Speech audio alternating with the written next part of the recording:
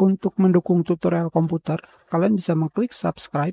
Halo, selamat datang di tutorial komputer. Tutorial kali ini mengenai cara mengganti skin Winamp.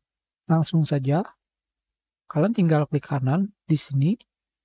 Kalian pilih skin dan kalian pilih get more skins.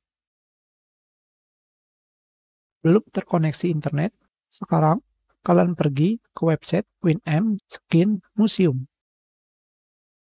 Di sini kalian akan menemukan banyak skin untuk Winamp.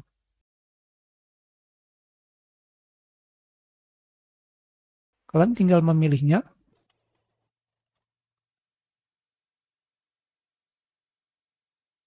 Kalian pilih download.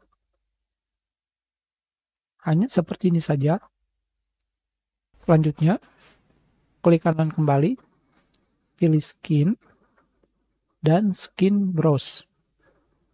Di sini, kalian bisa memilih set skins directory. Kalian bisa menentukan di mana lokasi skin. Jika kalian ingin menggunakan lokasi skin pada Winamp, kalian bisa membuka Winamp. Kalian pilih Open File Location. Klik kanan kembali, Open File Location. Di sini, ini adalah directory skin Winamp.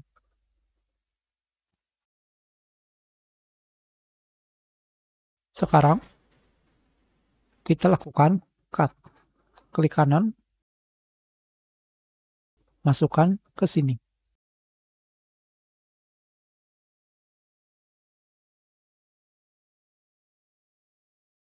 Kita close.